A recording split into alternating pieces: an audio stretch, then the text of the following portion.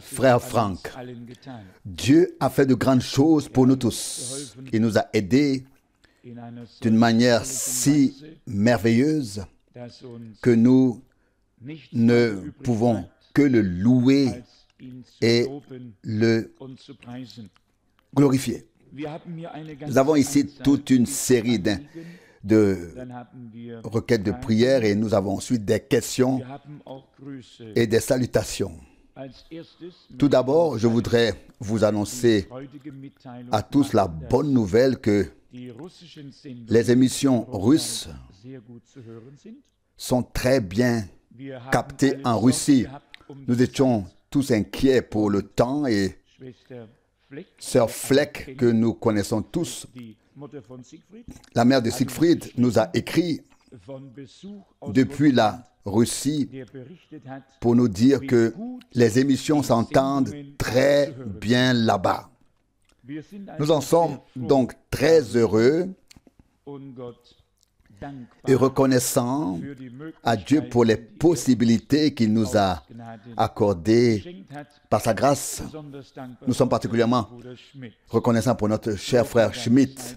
Louange et grâce soient rendues au Seigneur. Frère Branham dit qu'il vaut mieux offrir un bouquet de fleurs au cours de la vie plutôt qu'une couronne funéraire lors des funérailles. Si nous repartissons cela, dans le temps, nous pouvons offrir plusieurs bouquets au fil des ans. Que Dieu nous aide à nous aimer, à nous estimer, à nous respecter et à nous reconnaître les uns les autres d'un cœur sincère dans l'œuvre, le ministère et la tâche que le Seigneur accorde à chacun. Personnellement, cela ne me pose aucune difficulté. Je pourrais me réjouir pour tous si le Seigneur amenait ici tous mes frères les uns après les autres, de sorte qu'il ne resterait plus que des sœurs, et s'il leur confiait tous une mission, j'en serais très heureux. Car je saurais que cela permettrait d'accomplir beaucoup de choses dans le royaume de Dieu et de répandre de nombreuses bénédictions.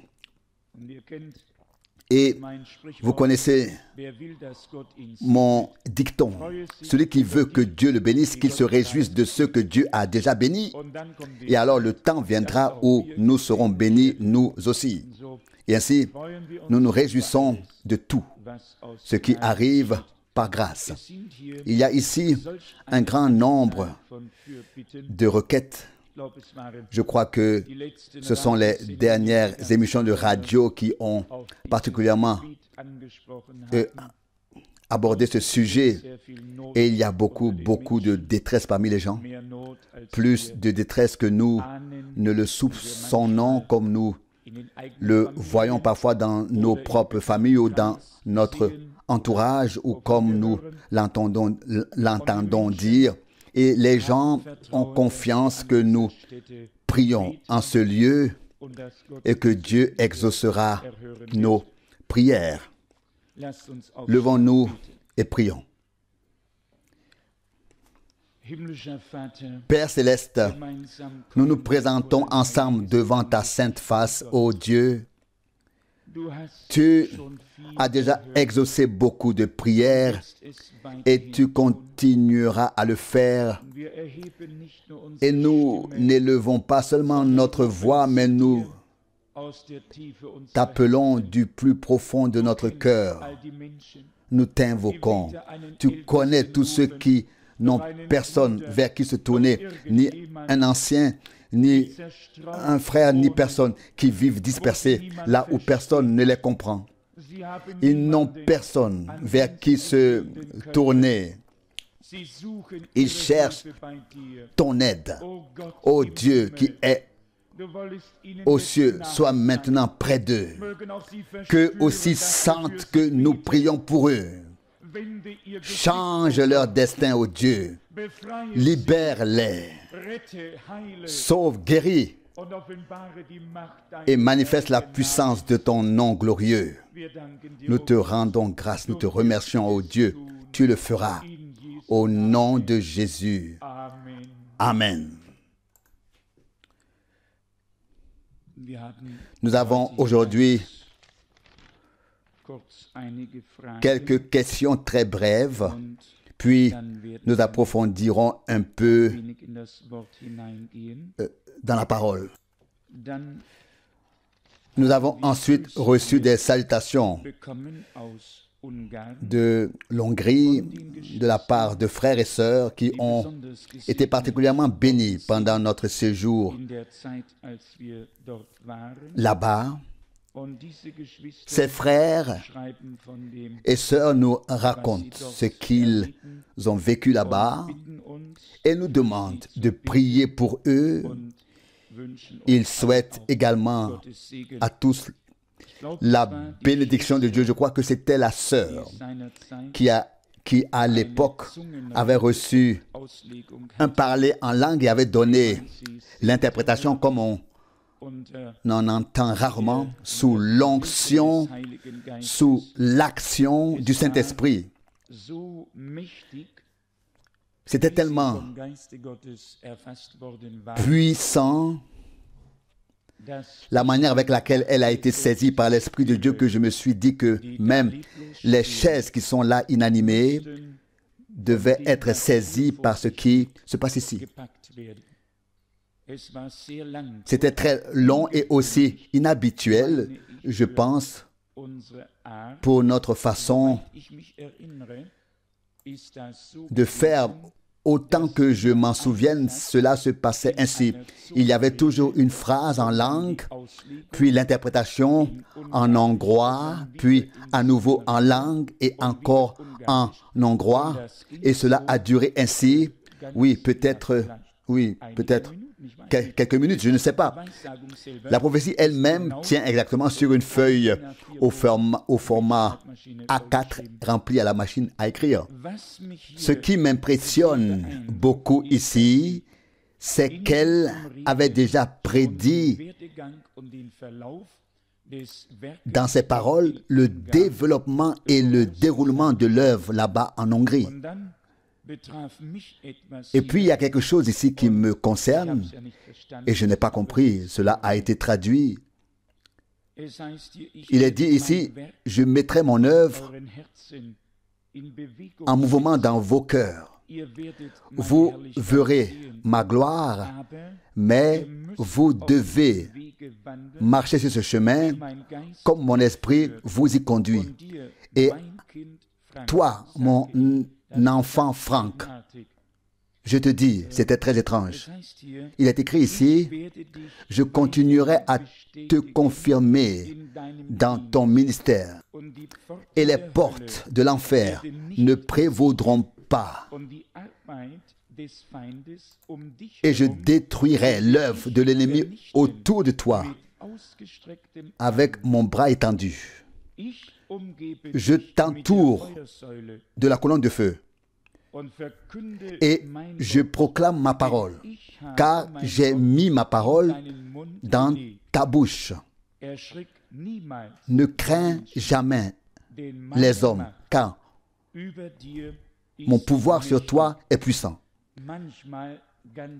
Parfois très simple, mais c'est une parole que j'ai reçue un jour du prophète Ésaïe dans un moment sombre et la formulation est presque la même. Nous n'avons rien compris de ce qui a été dit, mais nous savions que l'Esprit de Dieu était à l'œuvre de manière très puissante et que cette sœur était et est toujours particulièrement dotée de dons et qu'elle a vu certaines choses que d'autres frères et sœurs, peut-être des dirigeants ou des frères qui jouent un rôle dirigeant, ne voient pas et ne reconnaissent pas. Mais Dieu accorde sa grâce au reste de son peuple. C'est dans ce contexte que se pose la question concernant les événements qui se sont déroulés ces dernières semaines en ce lieu. Si je comprends bien l'ensemble de la question, ou plutôt les deux questions qui occupent près des 3/4 de cette feuille au format A4, pourrait être résumées dans la phrase suivante. Certains se demandent si personne n'est plus autorité à faire quoi que ce soit dans le royaume de Dieu jusqu'à ce que cela soit révélé en conséquence. Est-ce le cas? Non, ce n'est pas le cas. Si tel était le cas, tout le monde pourrait s'asseoir et il ne se passerait presque plus rien dans le royaume de Dieu. Ce n'est pas juste. Je pense ici à la déclaration de frère Branham. Il attendait que Dieu lui donne une nouvelle instruction et il a dit, Seigneur, je retourne exercer le ministère évangélique. Jusqu'à ce que tu me donnes une instruction, je ferai cela. Ce n'est pas toujours parce que l'on sache que la prédication était appropriée et qu'elle avait une signification particulière. Mais cela ne signifie pas que tout le monde doit maintenant se mettre au repos. Ce n'est pas juste. Si quelque chose qui n'est pas conforme à la volonté de Dieu se produit, alors il nous le fera savoir. Ce n'est pas toujours nécessaire, je le sais et je le répète, cela se recoupe un peu peut-être ici, mais lorsque nous avons dit ou prêché que ces derniers temps, maintenant le Seigneur donnerait des directives et des instructions directes. Alors, personne ici n'a dit que dans l'intervalle, tout le monde devait rester les bras croisés, n'est-ce pas? Je ne l'ai pas dit. Je ne sais pas si quelqu'un l'a entendu. Je ne le sais pas. Je ne l'ai pas dit. Je ne l'ai même pas pensé.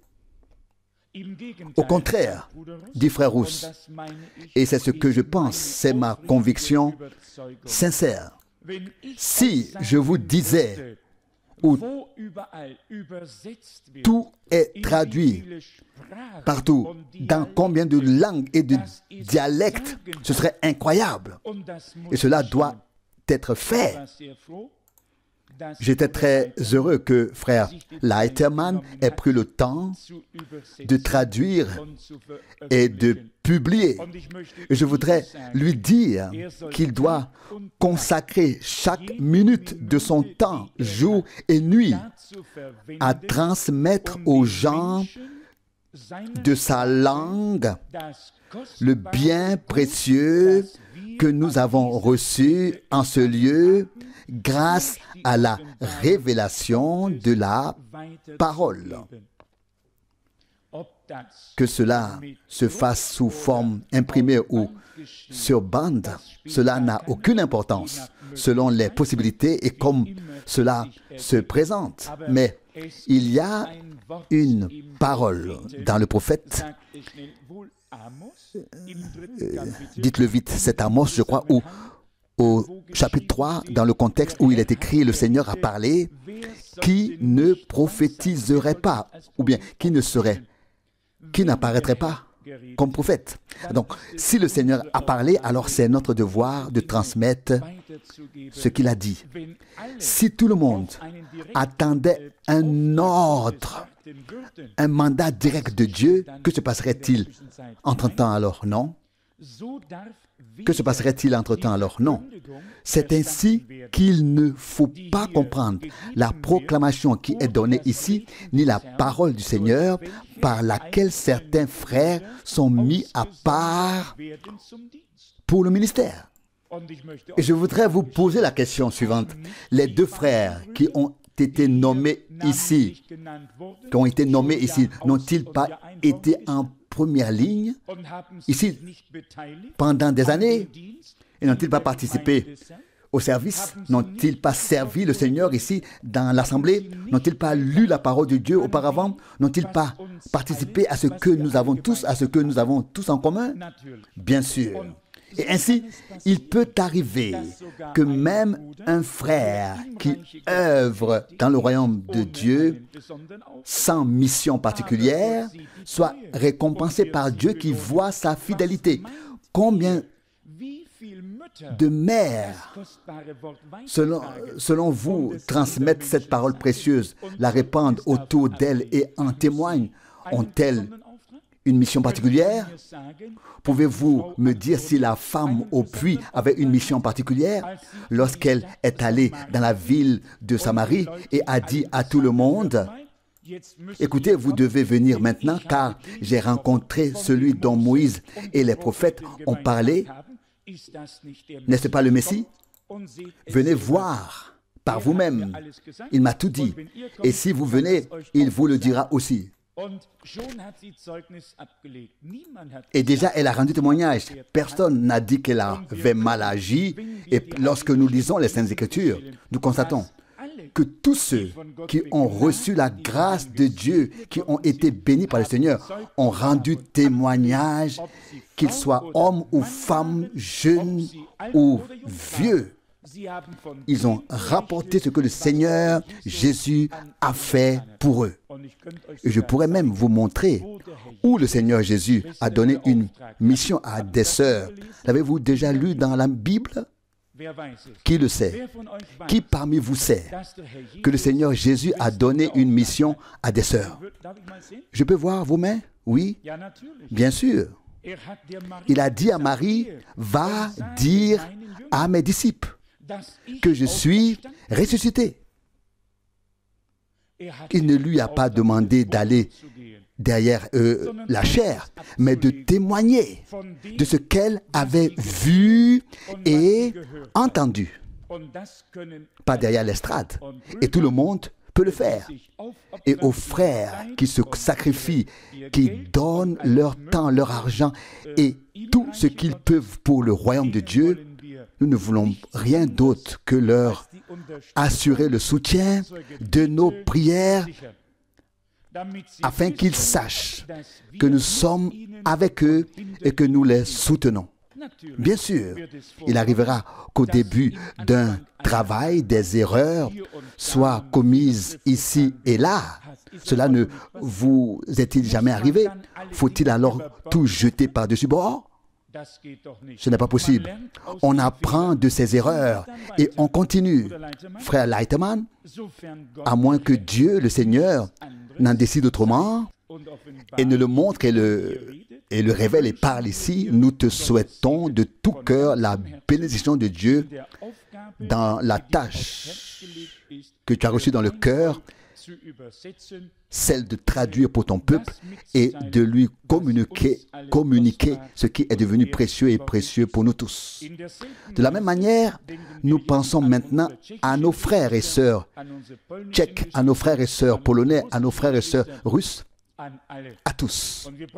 Et nous n'avons pas besoin de vous le révéler, car ici, on traduit, que ce soit en russe ou en polonais, et tout sera écrit en peu de temps, puis publié et distribué aux gens par écrit. Il se passe donc certaines choses et ici, des sœurs participent au travail de traduction et nous en sommes très reconnaissants. Ou vous pouvez le faire en tant que frère. N'hésitez pas à vous faire de la place. Il suffit de vous manifester et vous pourrez tous le faire en russe, en polonais. Vous pourrez traduire et écrire. Et si vous ne pouvez pas, remercier le Seigneur d'avoir des sœurs qui le peuvent. Dieu a tout ordonné. Il sait à quoi cela sert et pourquoi cela arrive. Nous sommes du fond du cœur reconnaissants au Seigneur pour tout. Et dans ce contexte, vous aimerez peut-être tous. Et si vous êtes tout à fait honnête ce soir, personne d'autre ne doit le savoir. Cela restera entre nous et parmi nous tous. Qui parmi vous a ressenti quelque chose d'étrange lorsque la prophétie a mentionné frère et sœur Schmidt? Levez la main. Personne? Oui, comment cela se fait-il? Comment cela se fait-il? Est-ce que cela s'est passé aussi facilement pour nous tous? Avez-vous été vraiment sincère et honnête? Ou me le direz-vous plus tard si quelque chose vous a dérangé? Voyez, vous, l'Esprit de Dieu ne fait pas d'erreur. Il sait comment les choses doivent être faites. Mais si vous remarquez que lorsque j'en parle maintenant, je ne mentionne que Frère Schmitt, l'avez-vous remarqué aussi? Oui. Il y a certaines choses qui pourraient être remarquées si on y réfléchit. Et je sais pourquoi le Seigneur a fait cela. Et je sais pourquoi je fais l'autre chose. Dieu dirige les choses, même si nous n'en parlons pas toujours ici.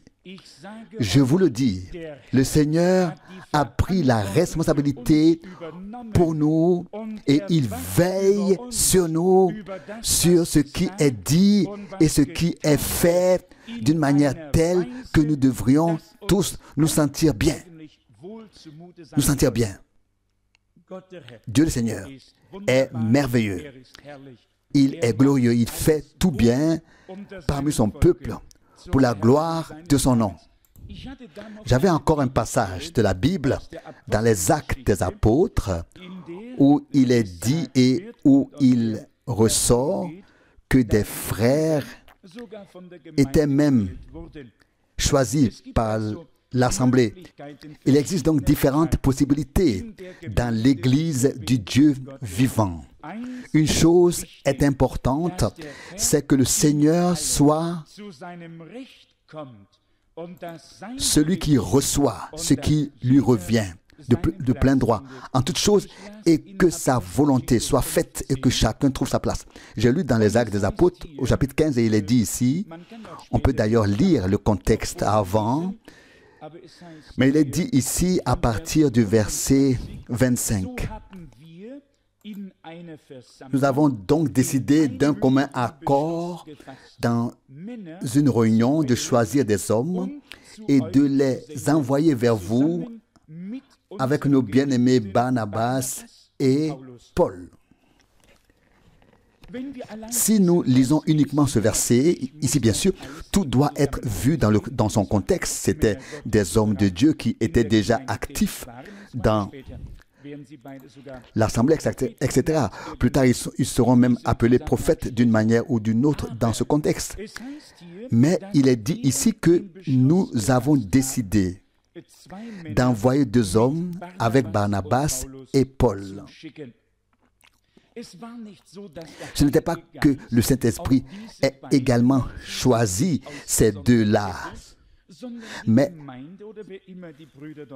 l'assemblée ou les frères qui s'y trouvaient dans cette réunion ont décidé que ces 2 frères devaient encore les accompagner et accompagner les 2 premiers.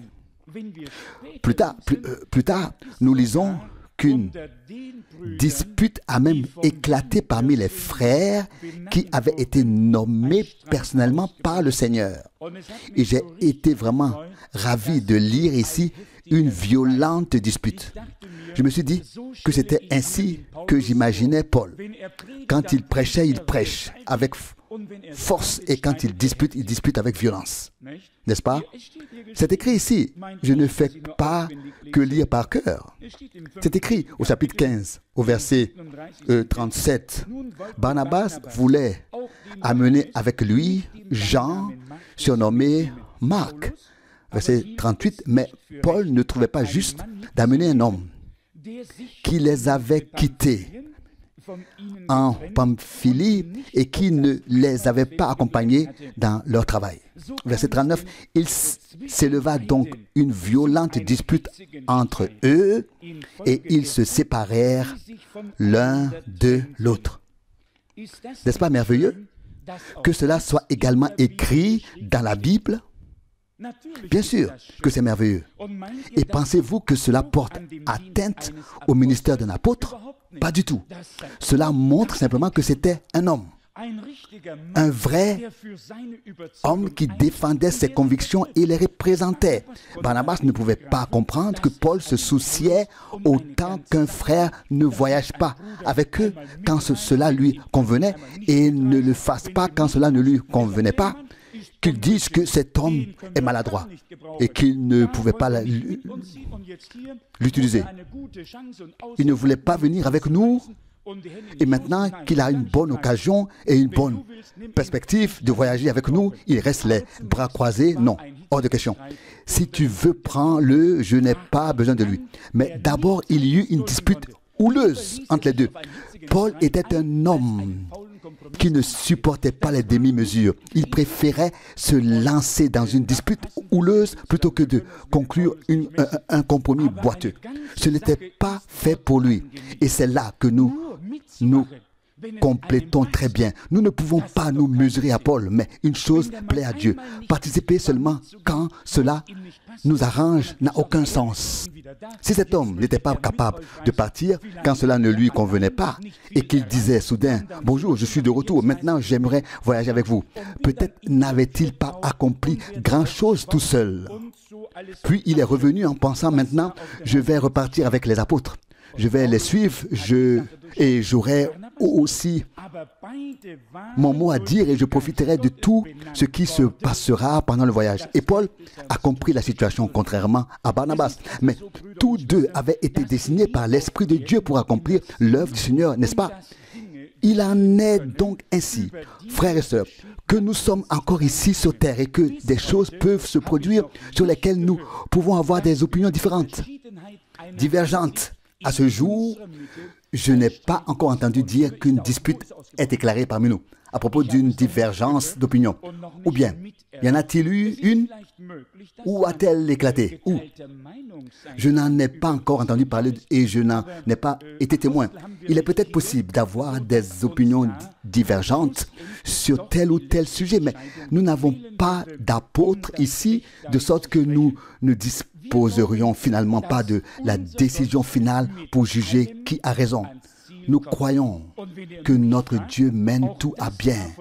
Et si vous me demandez mon avis, cela aussi a été ordonné par Dieu afin que les deux hommes de Dieu, à nouveau ensemble, l'un avec l'autre, puissent visiter les régions et les croyants ici et là afin de les édifier tous dans le Seigneur. Ils n'ont pas considéré cela comme mauvais, mais comme Paul et Pierre avant eux, ils se sont donné la main et ont dit, toi pour les Juifs et moi pour les païens. Et ainsi, l'évangile a été prêché partout et la bénédiction de Dieu était avec ceux qui ont gardé sa parole et qui sont restés attachés à sa parole. Vous savez, un homme qui est libre dans son cœur doit exprimer ce qui le préoccupe. Et si cela se fait à travers une discussion animée, alors nous sommes déjà aidés.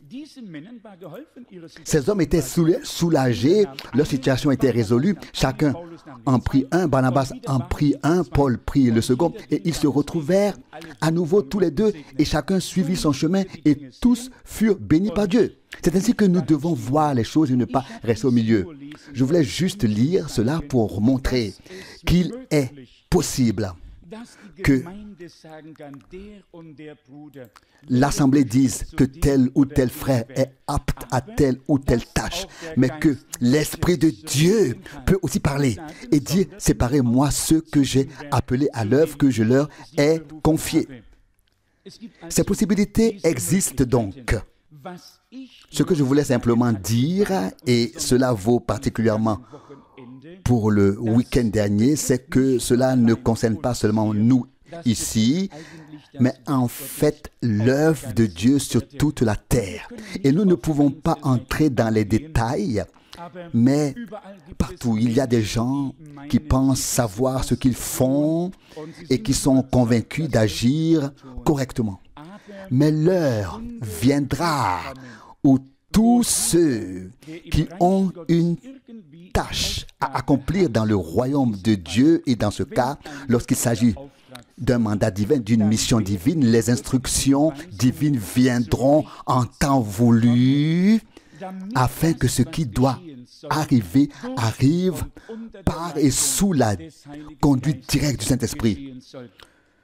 Cela ne signifie pas que chaque individu recevra une révélation ou une instruction, mais que le Seigneur indiquera la conduite à prendre, à suivre et ce qui doit être fait.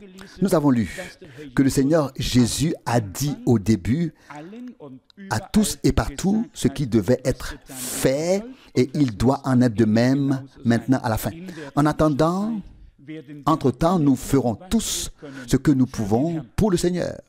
Si nous pouvons maintenant revenir un peu en arrière, et nous sommes entre nous aujourd'hui, nous voyons et avons entendu à maintes reprises comment Frère Branham a particulièrement mis en évidence les 3 étapes. Il a parlé du temps de la Réformation, il a parlé de l'âge de Wesley, de la sanctification et maintenant de l'âge de la Pentecôte depuis le début du siècle. Et nous avons vu qu'à chaque fois, des gens se sont arrêtés et en s'arrêtant, ils sont devenus spirituellement endurcis et n'ont plus eu part à l'œuvre ultérieure de Dieu. Si nous regardons le ministère de Frère Branham, il y avait exactement 3 étapes, si l'on peut le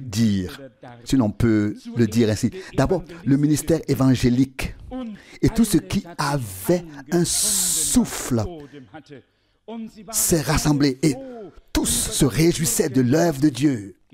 Les journaux ont publié des pages entières sur ce que Dieu avait fait à travers un homme simple. Et justement, je pense maintenant aux traductions. Tous ceux qui travaillent aux traductions, veillez à ce qu'aucun vocabulaire académique ne soit utilisé dans les traductions, mais que la grammaire soit correcte, mais que ce ne soit pas le langage des grands cultivés, mais celui des gens de la classe moyenne. Faites attention, s'il vous plaît, à cela. Et savez-vous pourquoi je dis cela? Si vous prenez la peine de lire les prophéties, vous avez remarqué qu'elles sont toujours écrites dans l'allemand le plus simple que nous puissions parler. Et savez-vous que c'est la voix de Dieu? Nous ne devons pas nous en écarter. Cela doit être correct, mais ce ne doit pas être du langage soutenu, mais quelque chose que chaque personne qui le lit peut comprendre. Donc, s'il vous plaît, pas d'objectif académique dans la traduction, mais seulement le langage qui est clairement compris dans le pays par chaque homme, chaque femme et toutes les personnes. Vous savez ce que je veux dire? Car c'est là que réside l'Esprit de Dieu. Et combien de fois l'avons-nous entendu? Le Seigneur se révèle dans la simplicité. Dans la simplicité. Cela doit être correct, grammaticalement correct. Et si quelqu'un nous dit que notre ponctuation n'est pas tout à fait correcte, ce n'est pas grave. Mais moi, par exemple, je ne la maîtrise pas du tout. Je ne sais pas si beaucoup d'entre vous la maîtrisent. En tout cas, ce que nous apportons doit être esprit et vie. Et nous n'apportons pas les choses pour demander qu'elles soient jugées, mais simplement pour qu'elles soient lues et que tous puissent être bénis. Mais nous acceptons aussi volontiers quelque chose en contrepartie. Revenons maintenant à la parole. Quelle était la pensée que nous avons laissée? C'était la pensée concernant le ministère de Frère Branham et les développements dans son ministère. Quand il était évangéliste, ils étaient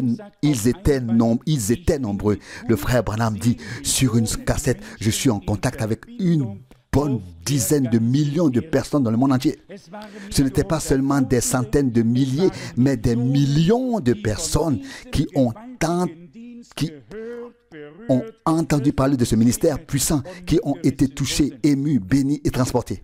Puis vint le temps de l'enseignement, et lorsque cela arriva, beaucoup s'arrêtèrent et se dirent, jusqu'ici, nous avons pu le suivre, mais maintenant, nous ne pouvons plus.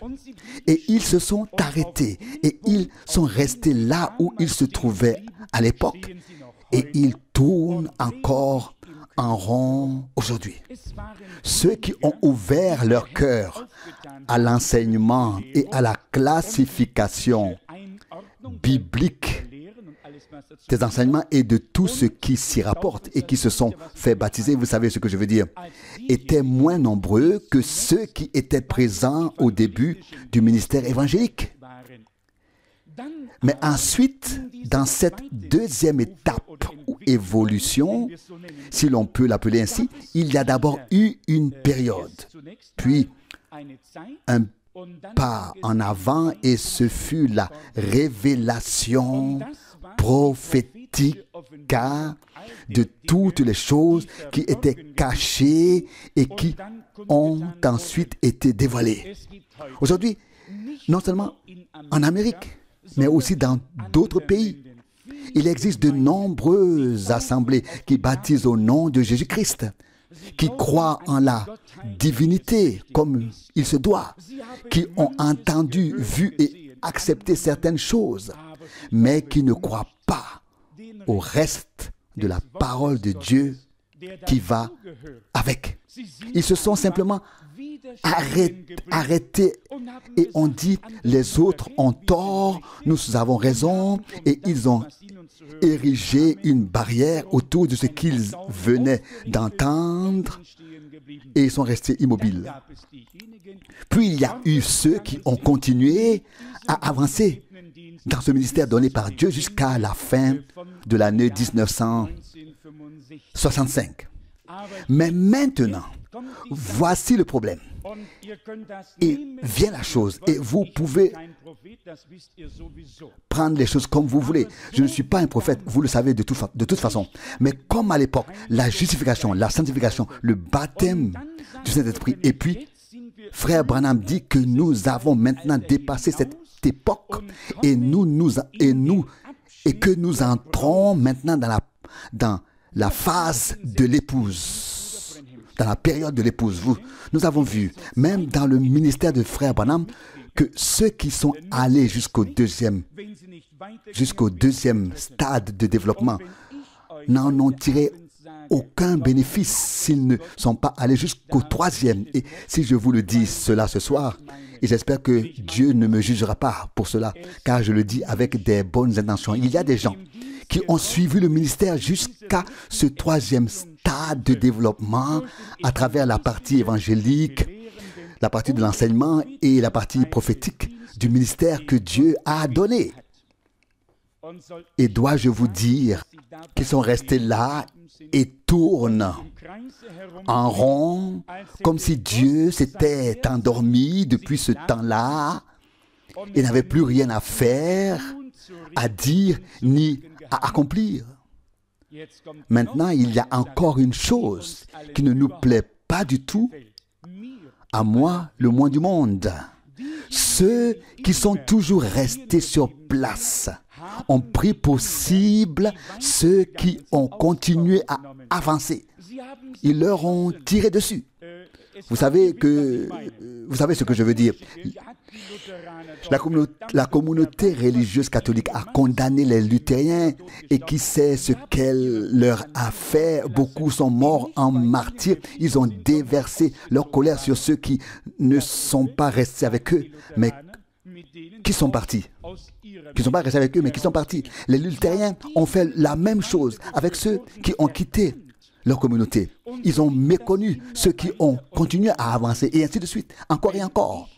Si je vous dis que cela pourrait nous arriver, que des personnes qui, sous le ministère béni du prophète envoyé par Dieu dans notre génération, et à notre époque, qui ont été bénies par la proclamation évangélique et par ce que Dieu a fait à travers elles, par le ministère d'enseignement et par ce que Dieu a fait à travers lui, par le ministère prophétique et par ce que Dieu a fait à travers lui. Court maintenant le danger de rejeter catégoriquement ce que Dieu continue de faire, et je l'ai déjà mentionné ici dimanche. Il y a des gens qui disent simplement que l'œuvre de Dieu est achevée et que quiconque prétend encore faire quelque chose ou que Dieu fait quelque chose est un Balaam et tout ce qui s'ensuit. Vous n'avez pas idée des titres que j'ai déjà reçus au cours des dernières années. Balaam est encore un terme modéré qui m'a été attribué. Et tout le reste se situe entre le diable et tout le reste. Pourquoi? Et je n'en veux à personne. Je pourrais tous les embrasser et leur dire, mes frères, venez, il y a encore du collyre, enduisez-en vos yeux afin que vous puissiez voir à quoi cela sert-il. Et je l'ai expliqué dans la lettre circulaire de l'époque. À quoi cela sert-il de s'asseoir sur la chair d'un prophète si le Dieu du prophète n'est pas là pour révéler dans nos cœurs la parole qui a été donnée au prophète? Je suis reconnaissant à Dieu pour le fait et je le ressens lorsque je me tiens ici devant vous, que les mêmes pensées qui sont exprimées par la parole et révélées par l'Esprit sont ouvertes et transfigurées par le Saint-Esprit à tous ceux qui les entendent ici. N'est-ce pas vrai? Après une prédication, tous savent la même chose, ils ont la même illumination, ils ont tous été enseignés par Dieu, ils ont tous été apportés de l'avant par Dieu. Personne n'est à la traîne. Ils entendent, comprennent et reçoivent tous la même révélation de la parole. Et c'est le meilleur signe que le Saint-Esprit nous conduit dans toute la vérité. Vous savez que nous-mêmes ne savions pas comment continuer et connaissions pas le chemin et que nous ne le savons toujours pas. Mais qui est l'homme pour que Dieu ait pitié de lui? Qui sommes-nous pour que Dieu ait pitié de nous et nous ait guidés pas à pas? Il est possible de répéter les citations et il est possible de proclamer tout le dessein de Dieu. Non pas pour faire des fanatiques, mais pour faire des enfants de Dieu qui reviennent à leur premier amour et accomplissent leurs premières œuvres, des personnes en qui Dieu trouve sa satisfaction. Vous savez, nous devons être des personnes capables de parler aux incroyants sans nous emporter et sans penser que nous devons maintenant voir les choses.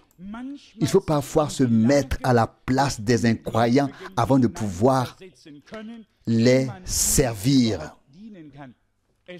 C'est bien sûr très difficile, mais rappelons-nous toujours que c'est uniquement par la grâce que nous avons trouvé le Seigneur en ce temps et qu'il nous a aidés jusqu'à ce jour et qu'il continuera à nous aider. Nous voyons les 3 étapes, nous les revoyons et maintenant il nous a été dit que nous verrons à la fin de toutes choses la préparation, l'achèvement de l'épouse et la pierre de fête et tout ce qui va avec. Nous verrons cela. Je le crois de tout mon cœur. Je vous le dis, on pourrait presque entendre les pas du Seigneur qui marchent ici.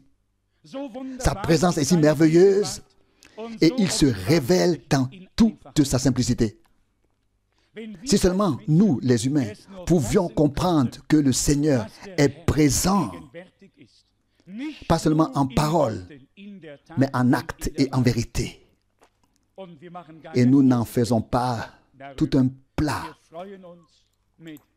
Nous nous réjouissons d'une joie indicible et merveilleuse et nous voyons sans cesse l'onction du Saint-Esprit descendre. Le Seigneur nous parle, nous montre le chemin à suivre et nous encourage. Il nous fait savoir par sa grâce précisément ce dont nous avons besoin. Nous sommes reconnaissants pour tout ce qui s'est passé dans le passé, mais nous sommes reconnaissants à Dieu de ne pas être restés immobiles, ni à la première, ni à la deuxième, ni à la troisième étape, mais de pouvoir continuer à avancer comme il nous conduit. Ainsi je veux suivre.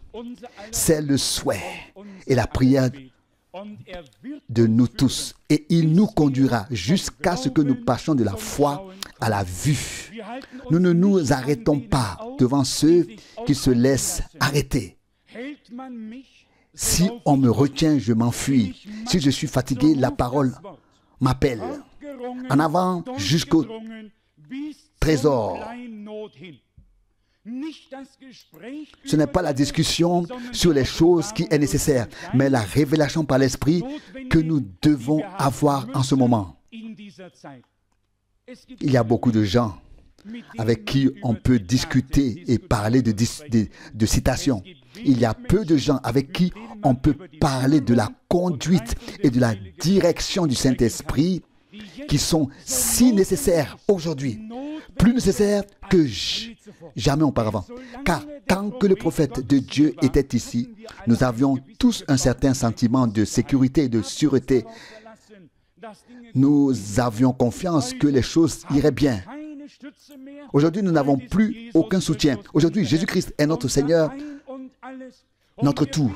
Et nous lui demandons sans cesse la direction du Saint-Esprit. Et nous voyons qu'il fait tout bien pour la louange et la gloire de son nom. Nous ne devons dire à personne ce que l'Esprit de Dieu a accompli ici. Croyez-moi, afin que d'autres n'en pêchent pas, je suis souvent obligé de ne pas en dire un mot. Parce que j'ai peur. Parce qu'on m'a dit en face, frère Franck, si une prophétie est faite, même si elle s'accomplit, je n'y croirai pas. Car personne d'autre que le prophète a le ainsi par le Seigneur. Et puis, on reste là, assis, sans savoir ce qui nous arrive. Il y avait-il un seul prophète dans la Bible qui disait ainsi par le Seigneur? Même les 4 filles de Philippe ont prophétisé au grand prophète et apôtre Paul, alors qu'il était en route pour Jérusalem. Qui veut dicter à Dieu ce qu'il doit faire? Que le Seigneur, notre Dieu, nous bénisse tous et nous aide tous à avoir toujours la bonne compréhension et à nous réjouir que son esprit règne parmi nous, afin que l'onction repose lourdement sur nous et qu'il vienne à son droit en nous, à travers nous tous. Loué soit son nom. Amen. Levons-nous et prions. Père Céleste, nous te remercions de tout cœur en cette soirée pour ta parole précieuse et sainte. Tu n'as pas cessé d'agir. Maître fidèle, cela nous fait mal de regarder en arrière et de voir combien d'évangélistes se sont arrêtés dans le ministère évangélique et n'ont pas continué au fil des ans. Nous voyons combien d'enseignants se sont arrêtés lorsque l'enseignement est venu au Dieu et n'ont pas continué. Puis nous voyons ceux, au Seigneur, qui se sont arrêtés à la révélation prophétique de ta parole, à la lettre, sans se laisser maintenant conduire par l'Esprit de Dieu. Maître bien-aimé, nous comprenons de plus en plus que seule une petite foule entrera dans ta gloire. Laisse-nous en faire partie, ô Seigneur. Nous tous qui écoutons ta parole, qui te croyons, qui voulons être conduits par ton Saint-Esprit, ô Seigneur, accepte-nous à nouveau et bénis-nous, Seigneur. Nous t'en supplions. Ne nous laisse pas ne nous laisse jamais nous arrêter, sinon nous deviendrons une statue de sel. Mais nous voulons nous tenir sous la colonne de feu, pas sous une statue de sel. C'est la colonne de feu qui nous importe. Et la colonne de feu s'élevait sans cesse. Et nous avancions, alléluia, à ton nom merveilleux et saint. Et tu te penches aussi vers nous avec ta gloire, avec ta lumière, avec tes pensées, avec tes paroles, avec tes bénédictions.